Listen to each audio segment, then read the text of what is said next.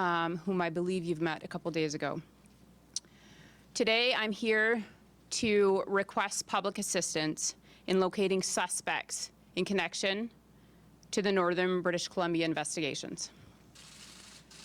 As a result of the information and the appeal to public that we made yesterday in connection with the Dease Lake investigation and the disappearance of Cam McLeod and Bryer Schmegelsky, we were able to confirm new information and issue a new plea. For the past few days, investigators have been focusing their efforts on locating Cam and Bryer, given that their vehicle and camper had been located on fire and the two were considered missing. We have also been working to identify a man whose body was discovered deceased 2 kilometers south of the vehicle fire at a highway pullout. Efforts continue to identify that man. Investigators have also been able to confirm that Cam McLeod and Bryer Schmegelsky have left British Columbia and have been spotted in northern Saskatchewan. We believe that they're likely continuing to travel.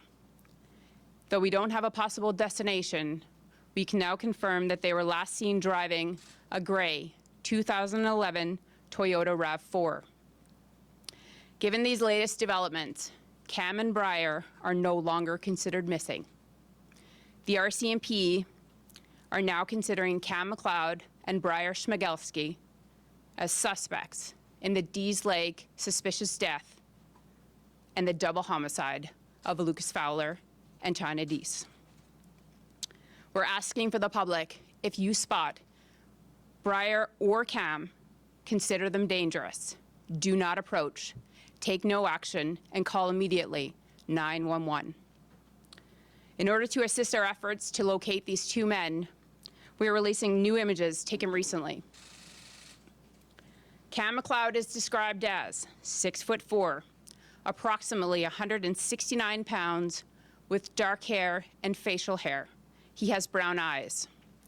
Bryer Schmegelsky is described as 6'4", approximately 169 pounds, with sandy hair.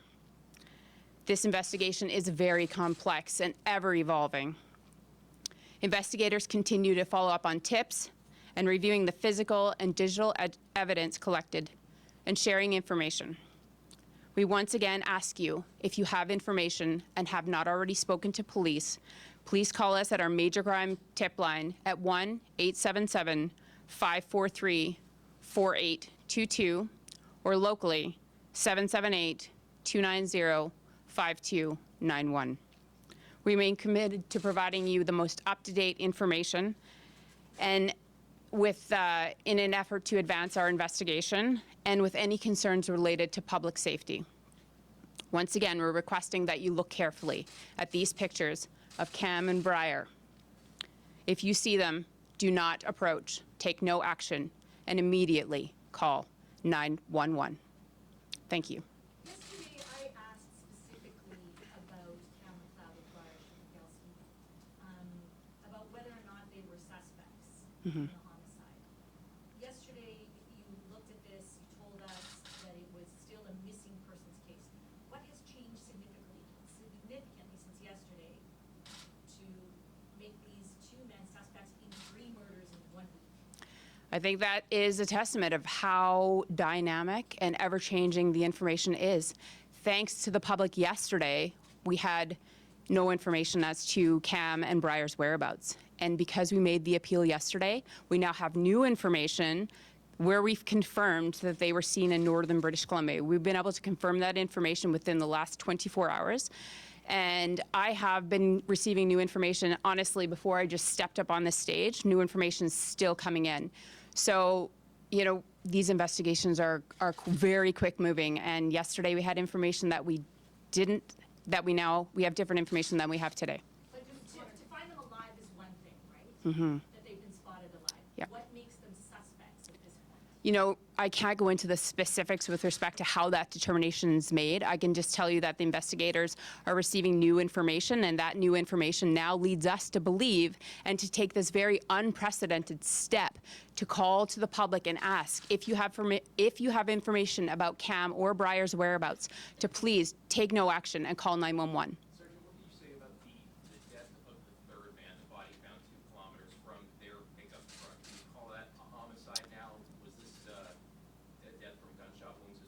we're not going into the specifics with respect to how that man died. We can just tell you that Cam and Bryer are wanted in relation to that man's death, and our efforts are still continuing in order to identify that man. But is it a homicide? There's a difference between dying from a heart attack and a suspicious death. Is it a homicide? Again, we're still going through the steps in order to confirm the details surrounding that man's death. Are you hesitant to say so because you don't want to go down the path of the fact that we potentially have a serial killer here? At this point, I think what's important to know is that Cam and Bryer are wanted in relation to this man's death. The manner in which he died is not important at this point. What we want you to know is that we want the public and you, everybody who sees this today, to help us to locate Cam and Bryer. That's what we want you to know today. What links these two to all three of these deaths? Again, I can't go into the specific information. Perhaps Assistant Commissioner Hackett can provide a little more detail. First off, I understand the media's need or want to get as much information as they possibly can. But in any homicide investigation, it takes time. The amount of time that's passed since the onset of both of these investigations is relatively very quick. In order for us to we don't make assumptions.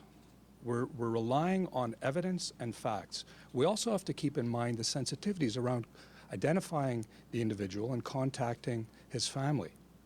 So once those efforts are completed and once we have made a positive identification, more facts will be able to be relayed to the public and to the media. We understand that there were shell casings, approximately 6 of them found at the double homicide scene. Were there shell casings found at the Dees Lake scene? What I'm going to do to try and help explain a little bit is that I think everyone would agree that we don't want to say anything or do anything that would jeopardize future prosecution or impact the integrity of the current investigation. The need for additional information, we can't satisfy that right now because we have to make sure that our investigation is, the integrity of the investigation is upheld. And we can't share some of that information that we have. All due respect, we get that. The public gets that. Nobody wants the investigation to go sideways because details have been released prematurely. But people are worried in these northern communities about whether or not the same people are responsible for 3 deaths. I think they deserve the right to know is the body found.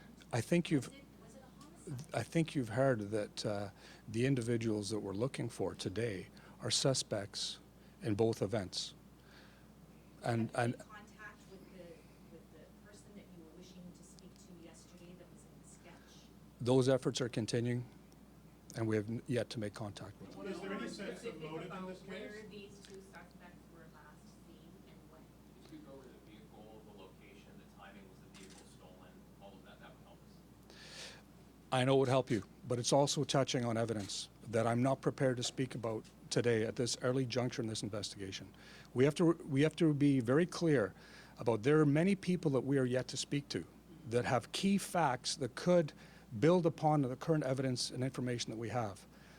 Any information that builds upon that, impacts that, changes somebody's memory or recollection would be a negative from an investigational standpoint. And frankly, we're not prepared to do that. We are not going to risk the investigation. With respect, last seen in Saskatchewan, what part would they be in Ontario now, for all we know? We are continuing to work across the country with our law enforcement partners in attempting to locate their last movements and track their last movements. Tell us where these images, these new images you were releasing, where they're from. Joel, I'll pass that back to you if you want Yeah, to. I mean, we can confirm that these images were taken in northern Saskatchewan, and we have to recognize at this point that Cam or Bryer may have changed their appearance, and they may also be driving a different vehicle. The last known photographs that we have are these that we're issuing here, and we don't want you to get caught up in the fact that this is what they look like. We want you very closely to look at their face, recognizing they could have changed their appearance or attempted to change their appearance.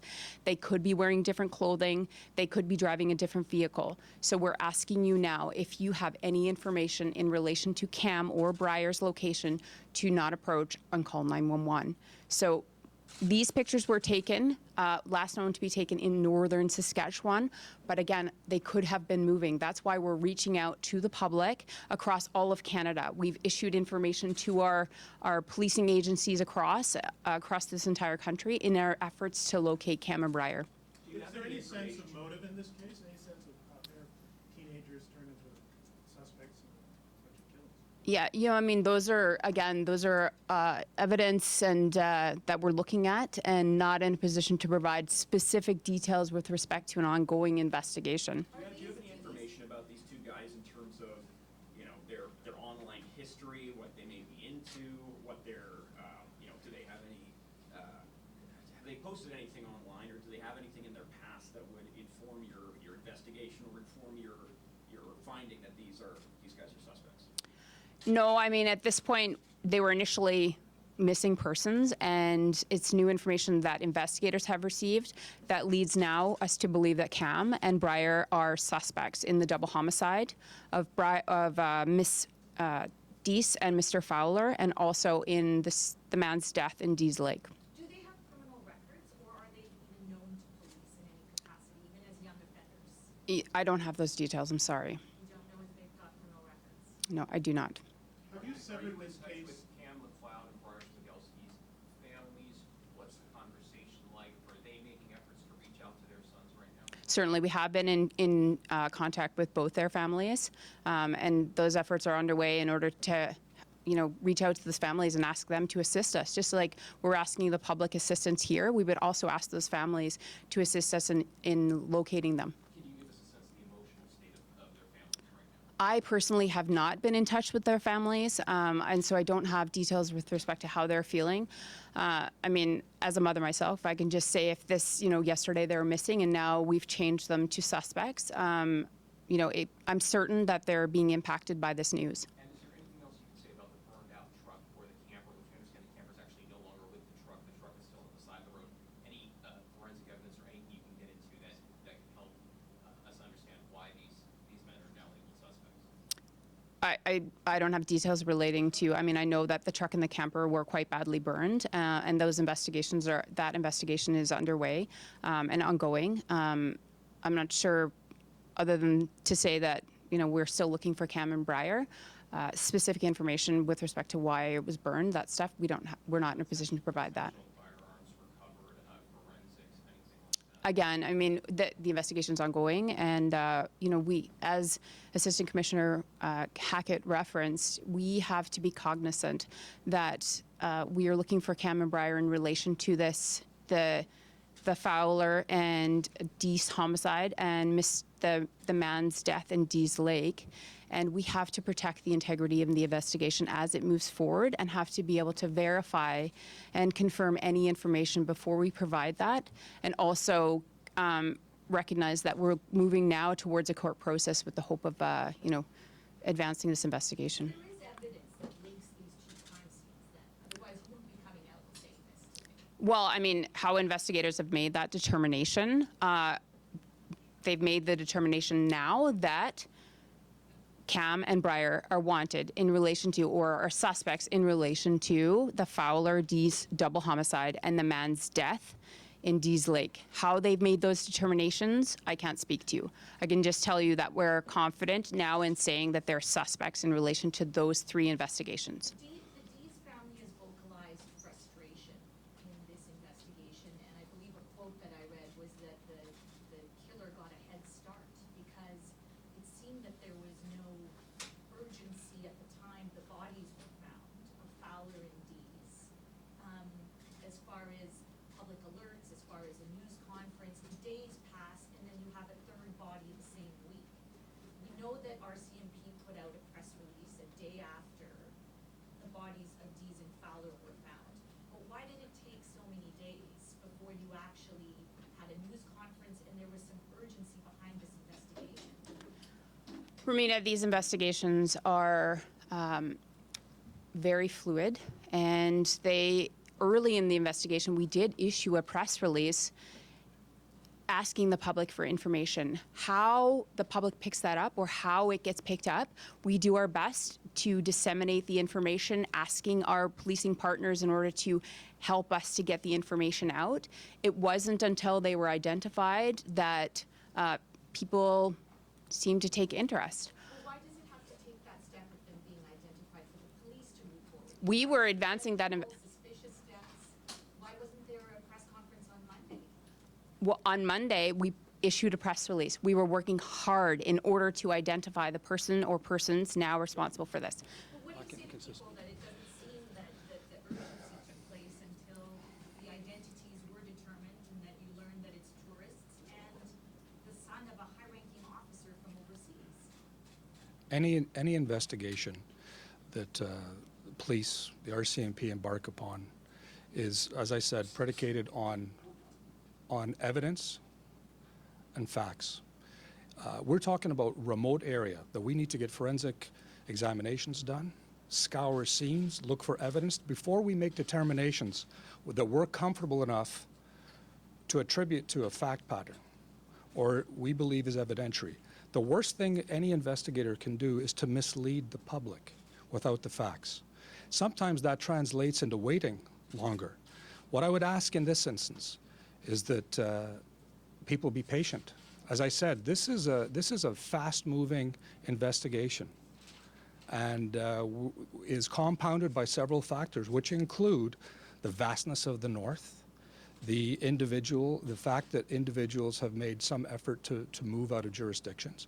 All those things contribute to our ability to quickly identify additional information or additional facts. And these have played a factor here. But I could tell you, from my experience in homicide investigations, this homicide investigation has advanced to the state that we're here today extremely quickly, based on the facts that we have and the evidence that we have to date.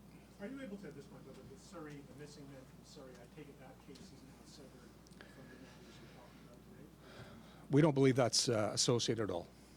Can you speak to how you're looking for these suspects? We've spoken to Bryer's father, who said they're quite skilled at hiding in the woods. So what efforts are you taking to locate them? We've communicated with law enforcement, RCMP across the country. Our provincial real-time intelligence center has been phenomenal in this investigation in quickly advancing information when it's being known through our law enforcement community, so that frontline police officers have the information, pictures, other information, so that they can react in enhancing public safety and their own safety. Just beyond that last question. These people are all the way, these suspects are all the way into Saskatchewan. Is it possible that there are more victims? And what should people who have loved ones or friends traveling through provinces do to be safe? I mean, if they haven't heard it from them, possibly more victims. Well, we've made appeals to the public to ensure that they check in with loved ones, identify, travel plans, etc., routes. I can't speak to any other missings. We're not aware of anything, but our focus right now is to locate these two individuals. Okay, That's what we're focused on.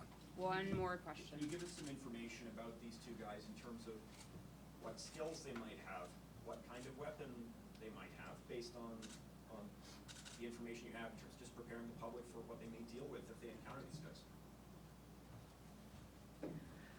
I think it speaks to itself, the fact that we've asked the public to please not approach them. We don't know specifically, and as Sergeant Janelle spoke to, is a person can change their appearance, they can change a vehicle, they can change their clothing. So we don't know exactly what they may be carrying, or even what their thoughts are. The important message today is that the public be vigilant. If they see anything suspicious, that they call 911 immediately. So I hope that kind of answers your question. Just to be clear, so there's going to be no information given on when they were seen in northern Saskatchewan, is that We can confirm that we, the RCMP, got the information that they were in northern Saskatchewan. We were advised of that yesterday, so 24 hours ago. So they were in northern Saskatchewan yesterday. No, we confirmed, we, the RCMP, confirmed that information. So when exactly they were there, I cannot confirm. Okay, thank you. We're gonna have the French statement. If you have further questions, I would encourage you to email those questions to you, but we do need to read the French statement as well. If you have questions, you can email them to us. Can you talk about RAV4, how long they may have been in it, just in case people have seen it somewhere between BC and Saskatchewan? Again, we're still working through the timeline. We can just tell you that they were last seen in this 2011 gray RAV4, Toyota RAV4. So if you see this vehicle or Cam or Bryer, please do not approach and call 911. So I'm going to ask Sergeant Martin Gay to read the French statements for our French audience.